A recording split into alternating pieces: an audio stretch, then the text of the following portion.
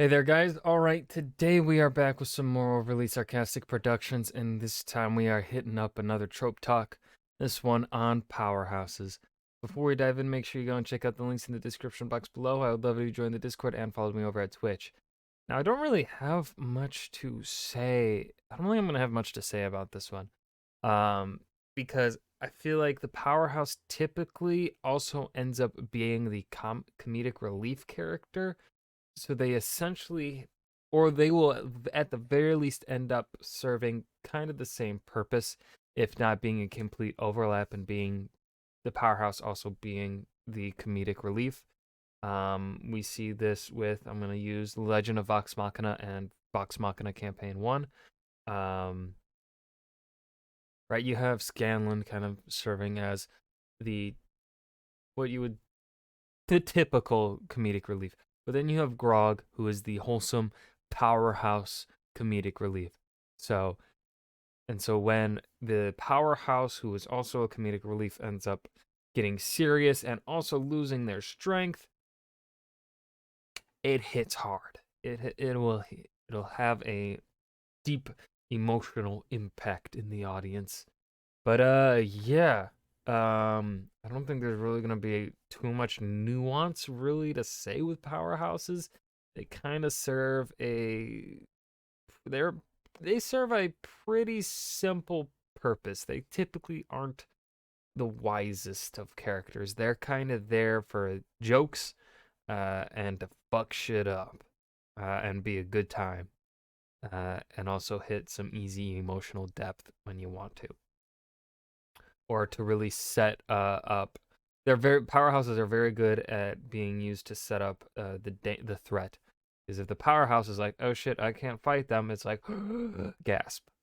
This video was sponsored by World Anvil, and now that they're here, I've got a feeling everything's gonna work out fine. Everyone loves a leader. A heroic bastion of morals, a charismatic master planner, a naive but determined everyman, whatever their personality, the leader oozes heroism. And everyone loves a lancer. Edgy and isolated, jaded by the world, the central focus of a high caliber of emotionally loaded character arcs. And while these two usually take top billing in the five-man band, the heart and the smart guy are fairly well respected as well, holding the team together through compassion, emotional intelligence, and a strong moral compass, putting together cunning plans and unraveling mysteries. Everyone plays a part, and everyone is appreciated. But sometimes the big guy is left waiting in the wings. Those stalwart, unappreciated pillars of fiction whose defining characteristics are big and strong are frequently regarded as little more than comic relief, if they're even regarded at all. But I'd like to propose that the big guy is more than just big. Today, let's examine a trope that encapsulates the big guy but reframes them to highlight their actual narrative role. Today, let's talk about the powerhouse. Now, the powerhouse is a character archetype, but it might be more helpful to think of them as a narrative role, a character who's defined by what they can do more than who they are. The powerhouse's job in the plot is simple.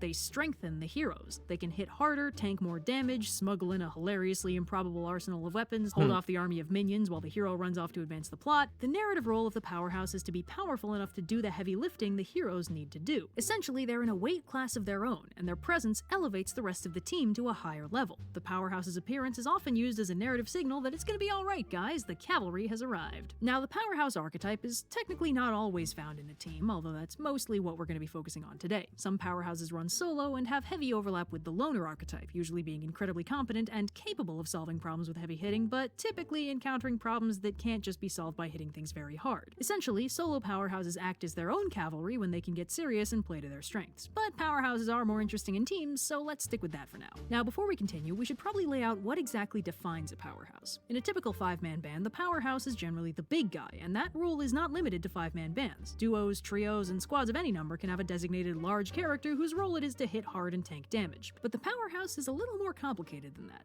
For one thing, the powerhouse isn't always the biggest or strongest character on the team. Maybe another character is stronger, but they're less reliable in a combat context. Maybe they've got a volatile personality, or they've got qualms against fighting, or some kind of extremely exploitable weakness keeping them down. For the powerhouse to be be a supporting pillar of the team, reliability is more important than raw strength, so the most consistently effective fighter is usually the team powerhouse. For instance, in the Avengers, I would classify Thor as the team powerhouse, despite the Hulk being the strongest by definition. Hulk's charming personality and tendency to get brainwashed, manipulated, or otherwise weaponized by the bad guys makes him rather unreliable from a narrative standpoint, whereas Thor showing up is consistently regarded as a game changer because he can be relied on to help. Another powerhouse hallmark is simplicity for a similar reason. There are plenty of heavy hitters in fiction that have extremely complex movesets built on special secret techniques or dangerous forbidden powers or a Swiss Army knife of assorted wacky skills, but the powerhouse is simple in the same way a hammer is simple. Strong, well-balanced, and good at hitting things. A complex power set can contribute to that unreliability I mentioned. The hero might struggle to pick the right tool for the job, but the powerhouse will just hit the problem until it stops being a problem. The powerhouse can usually be identified as the member of the team with the simplest approach to combat. Take Avatar, for instance, and check it off your Trope Talk bingo cards while you're at it. Sokka is a skilled fighter trained in several weapons, Katara uses her environment creatively to outmaneuver the enemy, Aang usually relies on his mobility to outwit and escape rather than fighting directly, and Toph hits things with rocks. Simple, reliable, effective. That's not to say powerhouses can't be The boulder. skilled or tactically minded. Every Lots of time I see powerhouses Toph. rely less on strength than on being really, really good at. Oh, what was the boulder's line? My dog is barking. Love it. While I'm trying to think. No. I think he's done barking. What was it? What was it? It was like, the boulder is conflicted about hitting a little girl.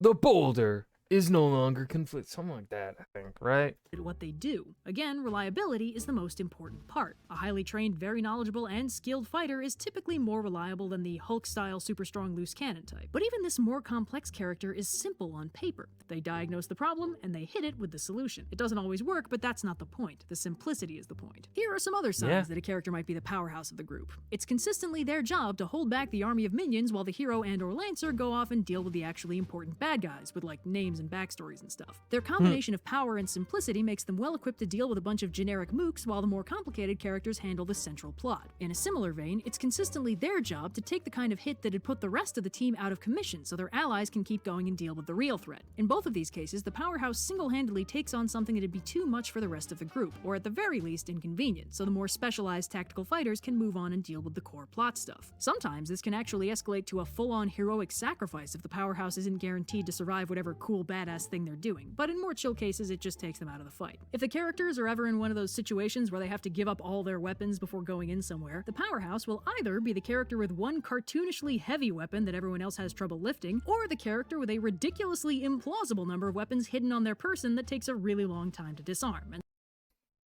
I really like this show. Stargate Atlantis, very good. somehow they'll still have more knives on them when the plot gets real later. The alternative is this is the character who has no weapons on them. Watch out for that one. If the heroes are ever in a really bad situation where the arrival of one character heralds a complete reversal and the narrative shifts from a dire, potentially hopeless situation to a proper fight with an optimistic outlook, that one character is usually the powerhouse. Again, the cavalry. This isn't always true because there's a stock episode where the whole moral is, oh, we need teamwork, and if we're not all here, we're kinda screwed, and then whatever missing character shows up gets that treatment. But broadly, if the fight is functionally all over except for the cleanup after one character shows up, that character is typically the powerhouse. If the character is regularly hit first in combat to signify that the threat of the week is really serious, you guys, I said that at the beginning.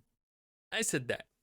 Me. that character is the powerhouse, because the narrative acknowledges that taking them out is more impressive than taking out any other character. But more importantly, this is also the main narrative problem faced by powerhouses. I colloquially refer to this problem Punching Superman through a wall syndrome, aka the Worf effect, wherein a villain establishes himself as a threat by hurting the powerhouse, but inadvertently makes the powerhouse look weaker than they should be instead of coming across as really dangerous.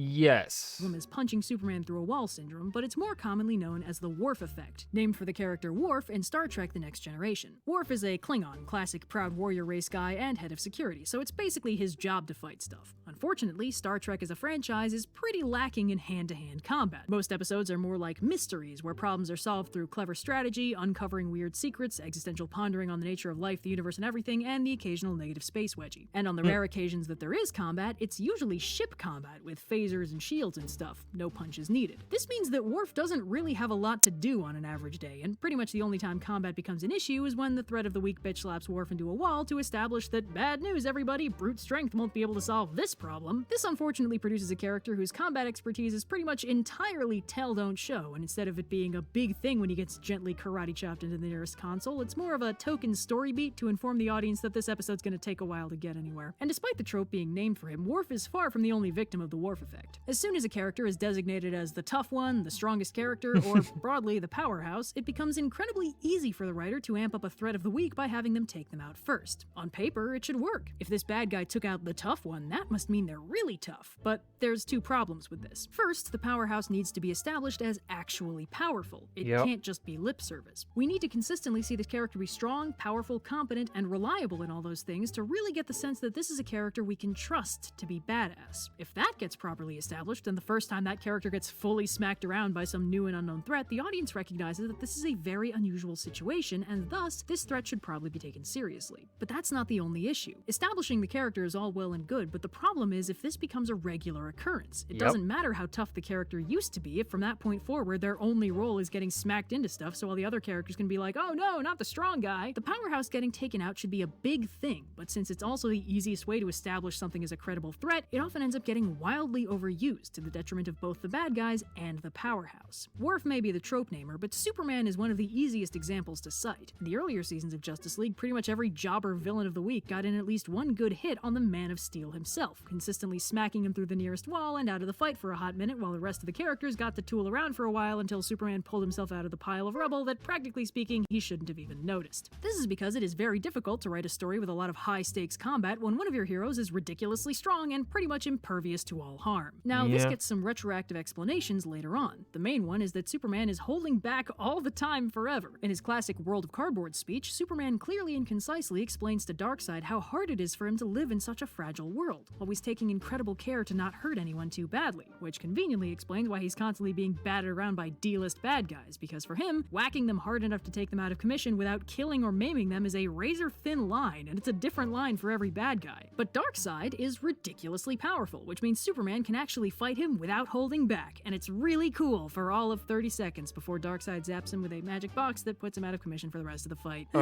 Sorry, Clark. Better luck next time. Great speech, though. So, how do you avoid the Worf effect without making the powerhouse the de facto solution to every problem? Well, there's a lot of ways to handle it. For one thing, the powerhouse's narrative role can be summed up as strong enough to handle stuff the others might not be able to. But while that's very useful in a lot of contexts, very few situations are just conflicts of strength. There's almost always other factors. For instance, something as simple as a character with a no-killing policy already helps explain why a fight might be a challenge even if they're physically tough enough to take the other guy out. Doing it non-lethally might be more complicated. Or maybe the primary threat is a basic strong bad guy everyone has to overpower, but there's a secondary threat the powerhouse might be occupied with. The aforementioned holding off an army of minions thing is a pretty common angle for this, or maybe there's an environmental problem the powerhouse has to go help with, like an entire city falling out of the sky. The powerhouse might be able to handle either situation individually, but they can't be everywhere at once. And a lot of conflicts really aren't about physical strength at all. In those contexts, the powerhouse's primary skill set might not see much use, but they also don't get Worf affected as often because there's no need for the narrative to establish the new threat is a physical problem because strength isn't actually the issue. For a really good example of this that requires some explanation, I recently got really into a show called Leverage. If you haven't watched it, I highly recommend it. It's got an ensemble cast with amazing chemistry, plenty of found family vibes if that's your jam, and a heist of the week format where the main characters take on various corrupt and powerful people who've done bad things and face no consequences. They run a con on them and they end up taking them down while getting justice and payback for the people the bad guys have hurt. Kind of a modern Robin Hood situation. The core narrative loop is basically a crack team of people who are very good at what they do, coming up with a complex plan to scam the bad guy, executing said plan, dealing with a few minor hiccups along the way before eventually taking them down and getting justice for their victims. Most of the bad guys are rich and powerful and largely untouchable through legal avenues. It's not exactly a hittable problem most of the time. Even if they're relatively physically vulnerable, hurting them wouldn't disassemble their empire or expose their immoral actions to the world, and killing them isn't on the table because morals. But despite this largely non-physical setup, the team has a designated powerhouse. Alongside a mastermind planner, a grifter con artist, a cat burglar, and a hacker is Elliot Spencer, the dude whose role in the team is literally described as hitter. Amusingly, in the very first episode, one of the crew is constantly wondering what it is this guy even does, because he basically doesn't do anything until partway through the heist when he has to punch some people. It's great. Watch this show. Despite actually being shorter than most of the cast, he is unquestionably the team big guy in Powerhouse, and he pretty much never loses a fight in the show. The only time he actually meets his physical match in a fight and gets worried he might lose, they end up making out, so it's not really an issue. He never Nice. gets wharfed because the story doesn't need to wharf him, because the real problem can never be solved by him hitting it harder. They never need to establish that a problem of the week is too strong for him to hit, because most of the problems can't be hit at all. Instead, in most episodes, the bad guy has a couple bodyguards or hired goons or something so Elliot can get in a token fight scene, and then he spends most of the rest of the episode either grifting, breaking into places, or squabbling with the hacker like they've been married for 15 years. Now, obviously, there are a few more serious episodes, like season finales, where they have to establish that things are actually very high stakes and dangerous. And, astoundingly,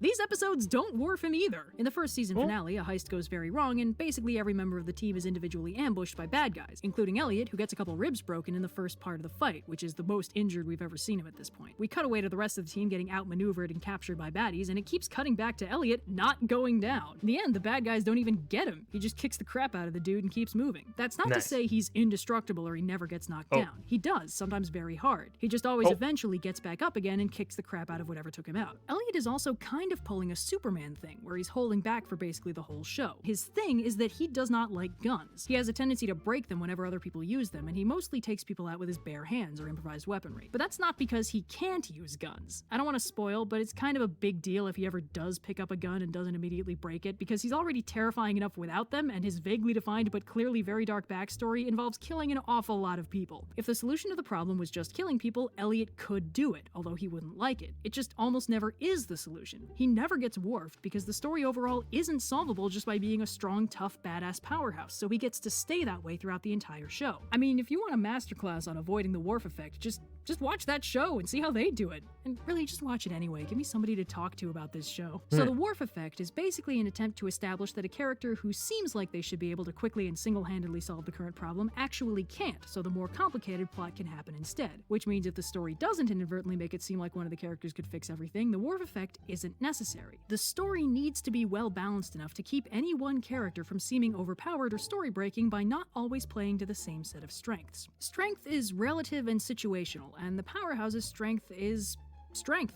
Very useful in the limited space of uncomplicated combat situations, and outside of that very specific narrative role, the Powerhouse is free to have a lot of character. Or not. Many team Powerhouses are almost non-entities outside of the combat stuff, with maybe a couple token character quirks like a penchant for food or...